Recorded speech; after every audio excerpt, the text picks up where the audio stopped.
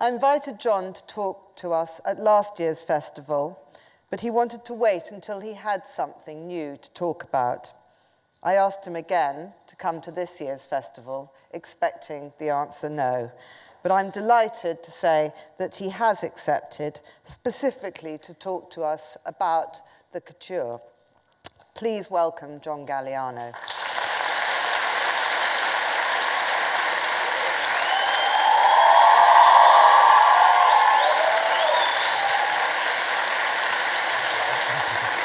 You'll be fine.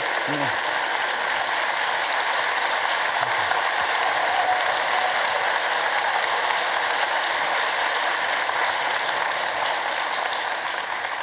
So we've made a big effort for John to feel at home, surrounded by his creations, and even your favourite peonies here. So I hope it's doing the trick.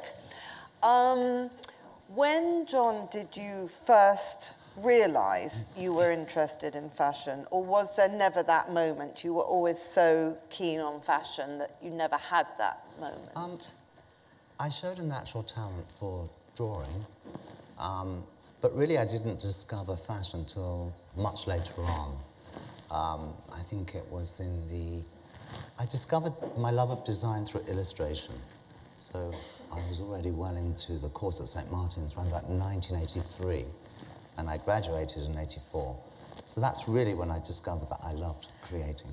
But when you went to St. Martin's, were you not already keen on fashion, or not particularly? Well, I applied to the foundation course to help me decide. I mean, I did have an artistic bent, I just didn't know what to specialise in. I didn't know much about it either. And so I went to Wilson's Grammar School for boys first, did all the boys' things, and then I went on to further education at college, City in East London, to study languages, Spanish and French, and there as a subsidiary was an art class. And it was there that I started to draw life studies. And my tutors there then encouraged me to prepare a folio to apply to St. Martin's, the foundation course. Oh, that's amazing. I had no idea of that. So when you went to St. Martin's, what did you expect and hope of that experience, having moved there from where you'd been? I mean, it met all my expectations and more. Suddenly I was surrounded by like-minded people and so creative. And, I'd come from an all-boys school, so there was girls, there was boys, really cool people. And, started to let my hair down. And you were able, presumably, sort of for the first time, to really let your imagination become the kind of dominant creative force in what you were doing. It was really encouraged at that time. St. Martin's was like a traditional art school. So you were encouraged to move amongst in the film department with graphic artists, photography, sculpture department. It was very open. So you were encouraged to move around in those different fields, which I found a fantastic way to start. And that was in the 80s, wasn't it? So actually you were in a time where there was sort of this incredible, vibrant sort of music, club, street style thing going on, which must have meant that actually as a young designer, there was a lot that you could take part in. And a lot of it happened in a club called Taboo in Leicester Square. And, but it is true, the spotlight was on London. The American buyers were coming to London. John Mabry was making incredible films. There was Boy George, David Holer, the Body Map crew.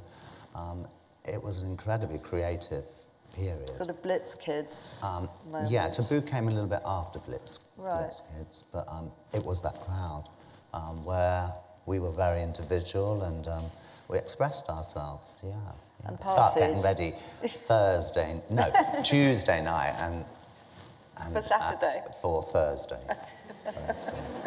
48 hair and makeup session. There's never enough time.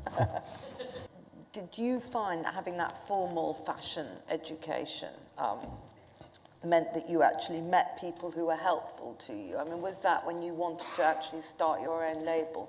Did that make a difference to you, that you'd spent that time with people rather than trying to do it without St. Martin's? St. Martin's was a great place to go to and to express my creativity. Today it's a very different school where they do prepare you a little bit. I mean, back then it was called a business game, and it was like, you know, the 2 last days of your degree, so I didn't go. Not many people did. That was it for business, right? Yeah, but I learned the hard way, though. I mean, I had to learn to swim. So I wouldn't say at that point it did prepare me for the business side of things, but I had to learn very quickly. I mean, I was in business. I mean, I graduated and then thanks And you went straight into? Yeah, thanks to Mrs. Burstein from Brown's. I mean, I graduated, and the next day I wheeled my collection up to South Morton Street, where she invited me there, and we created a window together, and then my first client was Diana Ross. No. Yeah. Oh, that was pretty cool, I must say. She bought one of the Incroyable coats. Yeah. Did she? Yeah. Did you ever see her wear it? Yeah, I did. And then many, many years later, I was at a party, and she was performing, and she brought it up. She remembers. I never think of sort of Diana Ross as a kind of Galliano girl somehow. Yeah, she wore an Incroyable coat. Yeah. So cool. And to some really quite large extent, your vision of a fashion show has sort of redefined the idea of fashion shows. I mean, I think you really were, if not the first person, definitely one of the first people that made the show such a spectacle rather than literally a kind of moving sales room. How much do you feel that the dramatic is essential in a show? Well, today I think a little bit of theatre goes a long way. Back then I was obsessed. I just thought it was the perfect backdrop, the foil, for the girls I was working with, and you know, would give them a narrative, a story, they'd understand what they were wearing. Sometimes they'd never worn clothes like that, so to spend time with the girls in front of the mirror with a character. Yeah, and they love to be told, you know, you are this wounded swan. The direction, yes, and it brought the clothes to life, and you could see the details, you could hear the rustle of silk. It gave them a command of volume and space, which sometimes you don't get with the just kind of straight walking up and down. And nowadays, of course, with the Instagram, which I suspect you don't do, but the, you know, the sort of social media thing. I noticed, for instance, at the last set of collections that, you know, so many shows were really designed around that idea that everybody was going to be taking the photograph, and so everyone was sort of, it wasn't just about the clothes, it was about a backdrop or something with that visual. Do you think, how are you going to deal with that feeling of the social media interpretation of shows? From the point of view of a show, I mean, it was quite amusing because when I saw the video, I couldn't see the clothes because, you know, I've been out for 4 years, and then I saw the playback of the show, and everyone's holding an iPad up or a phone. You're like, what? That wasn't there the last time I was doing shows. So yeah, definitely changed the camera angle, slightly higher maybe. I embrace it. I embrace it when I can. Yes. I think it's important to have a balance, as with everything. As with everything. When I saw John and we were talking about, way before this, I was so inspired by what he talked about with kind of fabric, and when he holds fabric, he knows so much what he's doing with it. So with this, I'm so worried I'm going to fall off the stage. With this incredible outfit here, I mean, how did this start, John? This incredible rococo, it was wonderful with the mother and child, and then... Well, this was the wedding dress. at the end of the collection, and I had tried to. I spent a lot of time trying to understand the work of Martin. But I didn't want to just recreate it. I kind of wanted to move on as well. So this was inspired by Martin, but it's not taken from one of his. It was actually a skirt he'd done where he'd pulled the lining out, split it down the seam, the centre front, and put it on as a halter neck. So I started to think and think and think, and I love, it's actually a man's coat you're looking at. Oh, where is that? Does she turn? Well, she might, if you want to take responsibility. Tell you what, you come this way. Okay. Thrilled. So, can you see? It's actually a man's coat. And then getting into Martin's work, I cut the back of the lining. So when you do that, you'll see a cut in there. And this is actually all the lining of the coat, which I then draped. So it's like an incredible highwayman's kind of wedding coat.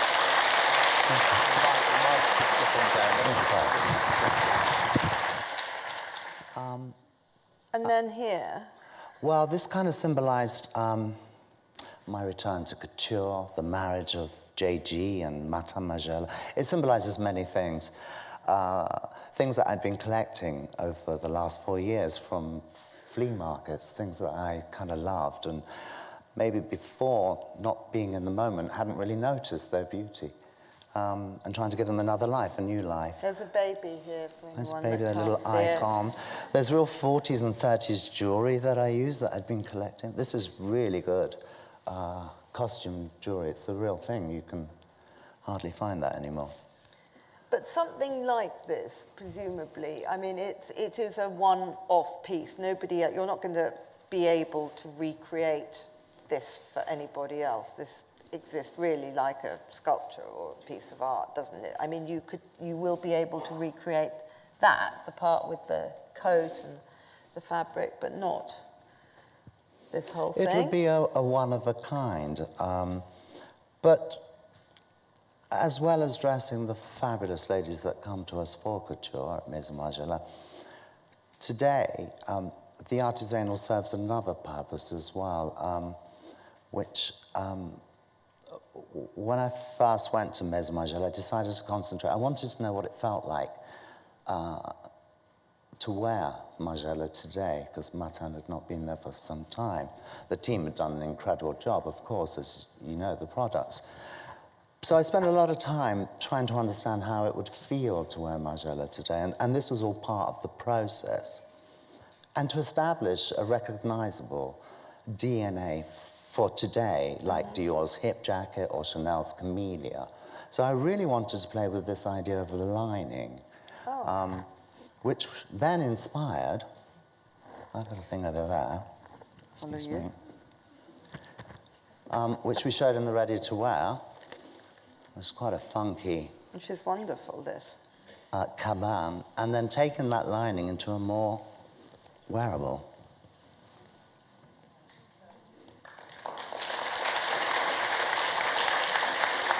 It's the lining of the coat. It's amazing.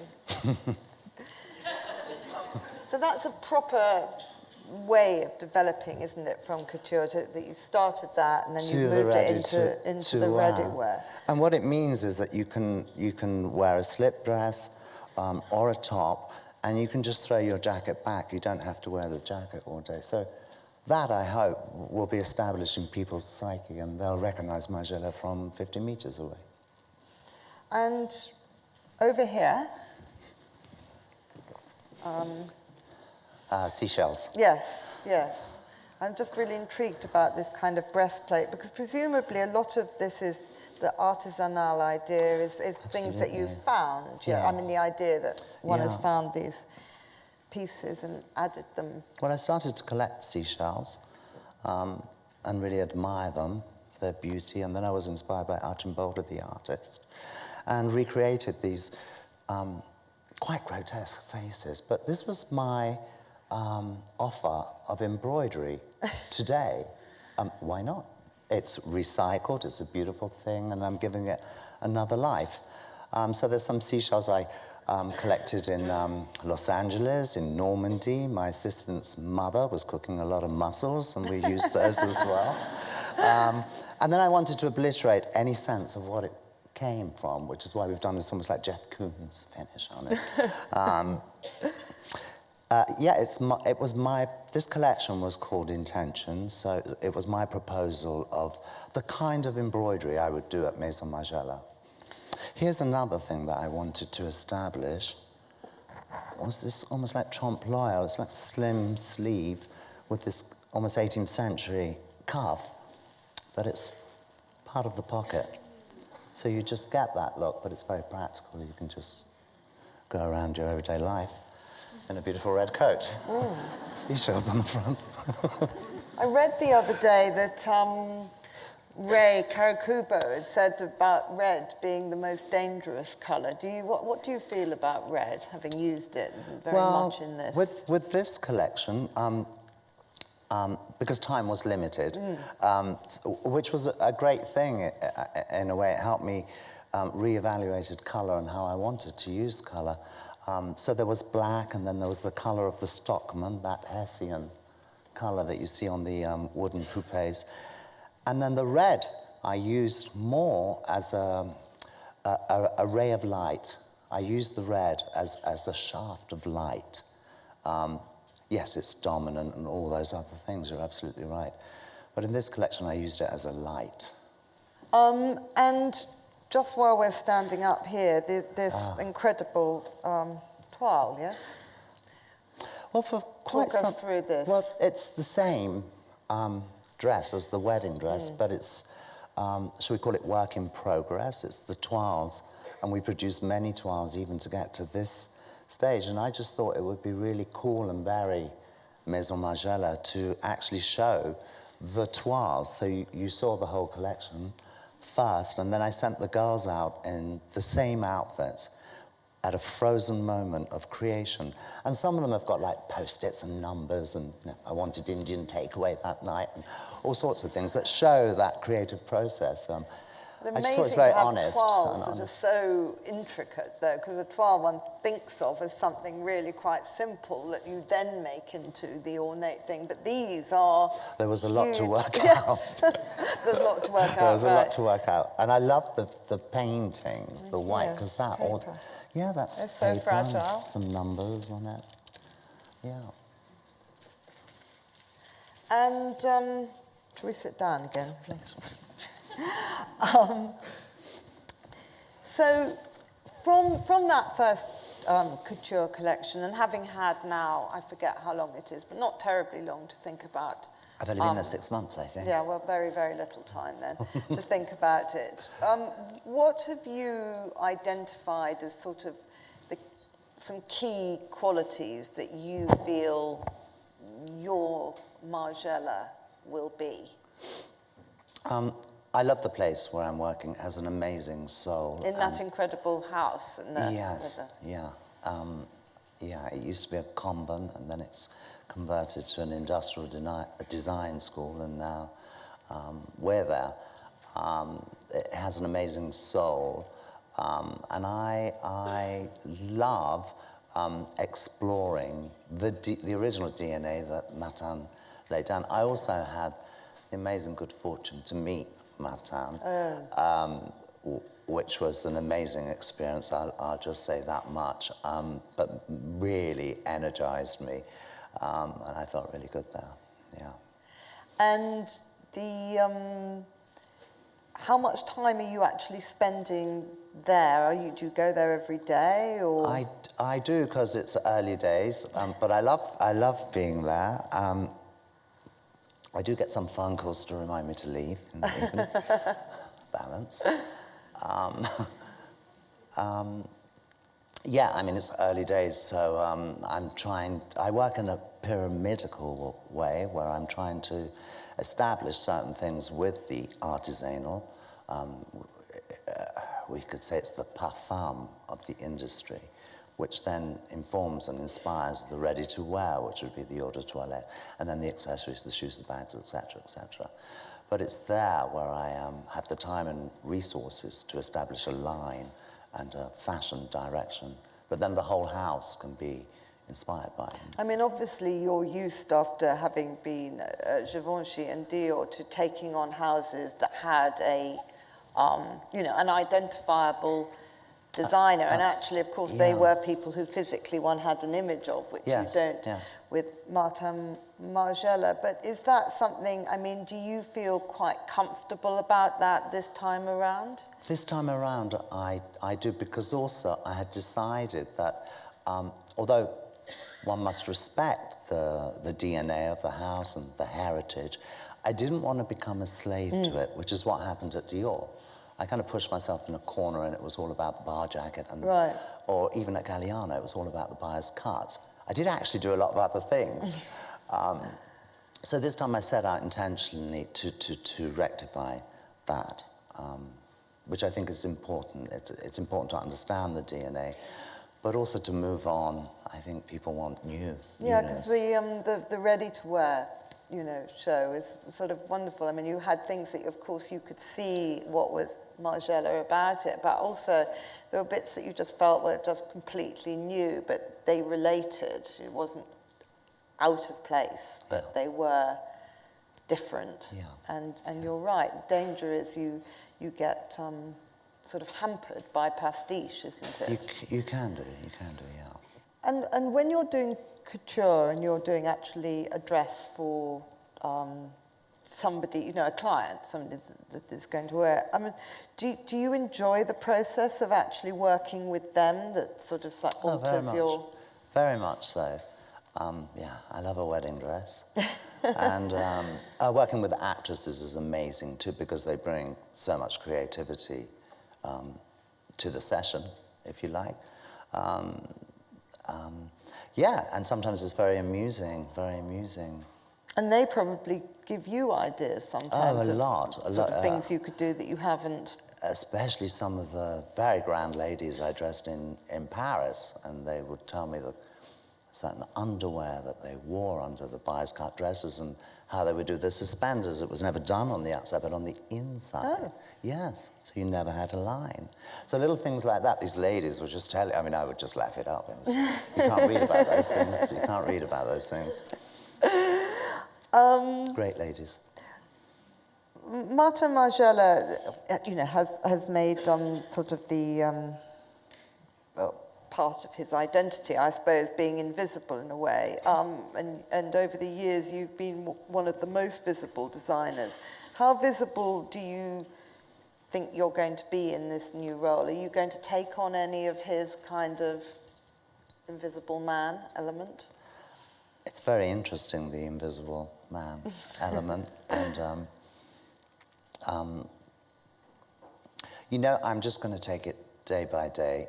I did make an appearance in London when we presented my Intentions collection, but really I wanted to thank everyone for their support, everyone that had come to see the show. And thank you.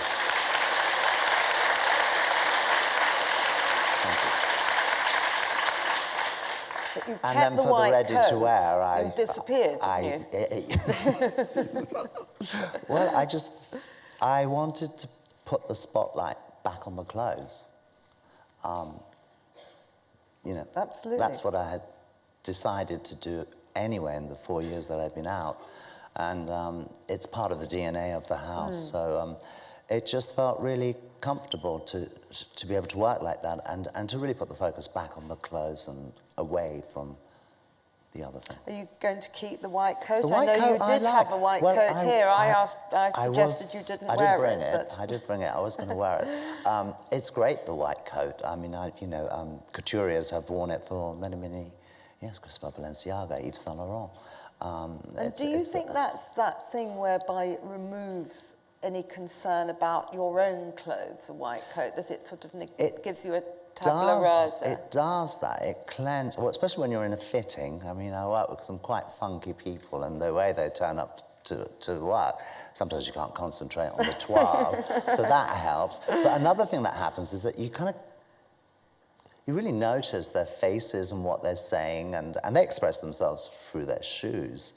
The kids, the students love it because they say, oh, everyone's so nice to us, because no one knows who's who. If you're a CEO or commercial director or attaché de presse, everyone's treated very respectfully because of the white coat. And I wear it all the time. What do you feel is the future of haute couture? I tried to explain earlier the importance of haute couture, artisanal, in that it inspires and informs all the other lines. We need creativity to move forward, because without creativity, we just go nowhere. And that turns into a business, a big business, which I have proved.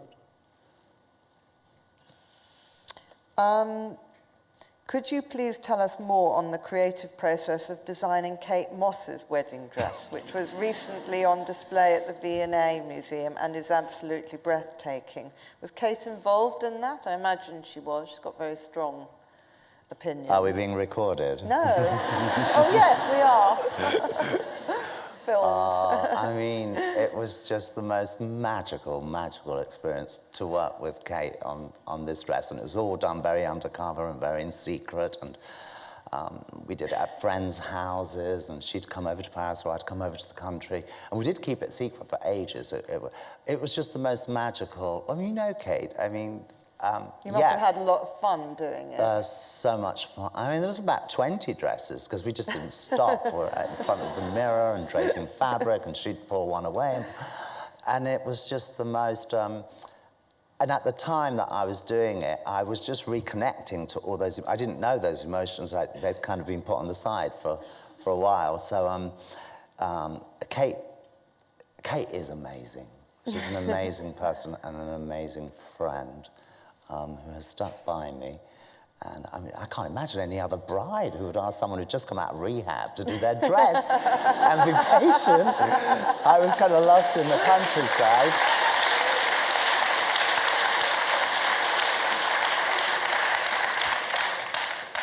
Well, she did look ravishing in it, but she could look ravishing in a bin bag, it has to be said. We tried that as well. We did try that.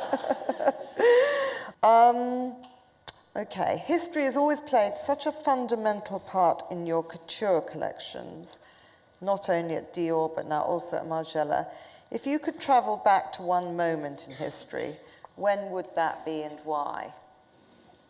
I guess the French Revolution, not for the gory bits, but just for the coats.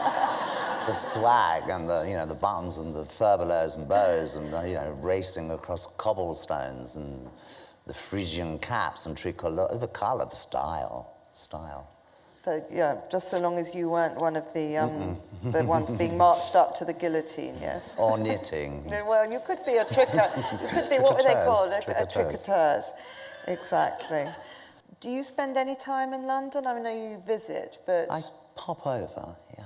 Do you think that you'll spend more time in London now with the Margiela, just sort of because, I don't know, to get the vibe? We'll see how it I mean, at the beginning, I thought that it would be great to set up a design studio here to just, for me to reconnect with the energy in London and my roots and Matin's roots, but because of a question of timing and contracts, it had to happen in Paris, and it happened quite fast. But who knows for the future? Because we think of you as a London. You notice we always claim you as a London designer. Well, so I've never felt any different, yeah. What do you think is the most necessary quality for an aspiring fashion designer? This is from the audience. Passion.